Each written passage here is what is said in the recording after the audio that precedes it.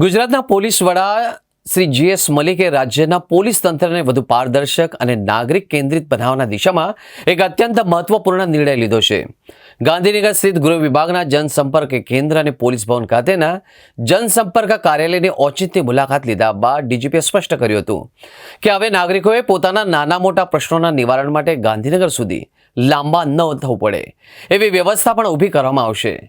મુલાકાત દરમિયાન GS મલિકે અરજદારો સાથે રૂબરૂ સંવાદ કર્યો હતો અને તેમની સમસ્યાઓ સાંભળી તેમણે સમીક્ષામાં જોયું કે કયા જિલ્લાઓમાંથી અરજદારોની સંખ્યા ગાંધીનગર આવવા માટે વધુ રહે છે. આ સમીક્ષાનો મુખ્ય ઉદ્દેશ એ છે કે જે જિલ્લામાંથી વધુ ફરિયાદ કરતા આવે છે ત્યાં જ સ્થાનિક સ્તરે આ પ્રશ્નોનો સંતોષકારક નિકાલ થાય.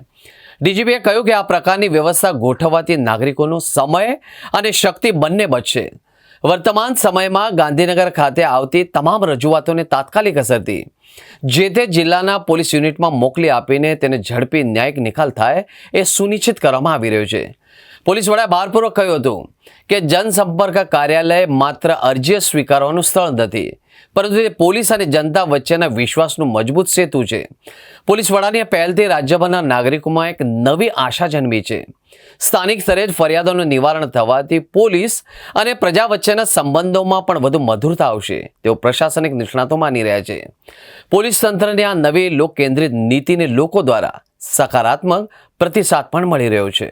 આજે આપણે જનસંપર્ક કેન્દ્ર જે હોમ ડિપાર્ટમેન્ટમાં છે ત્યાંની મુલાકાત લીધી અને જે આપ ડીજી ઓફિસમાં જે જનસંપર્ક કાર્યાલય છે અહીંની પણ મુલાકાત લીધી.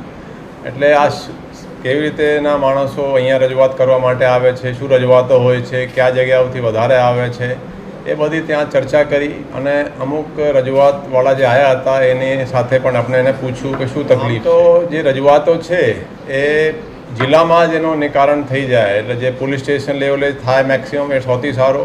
તેમ છતાં કંઈ રજૂઆત એવી નહીં સાંભળે પોલીસ સ્ટેશનમાં કે કોઈ હોય તો જિલ્લામાં પોલીસ વડા છે કે કમિશનર છે કે જોઈન્ટ કમિશનર હોય સિટીમાં એના લેવલે નિકાલ વધારે થઈ જાય એ આપણે અપેક્ષા છે.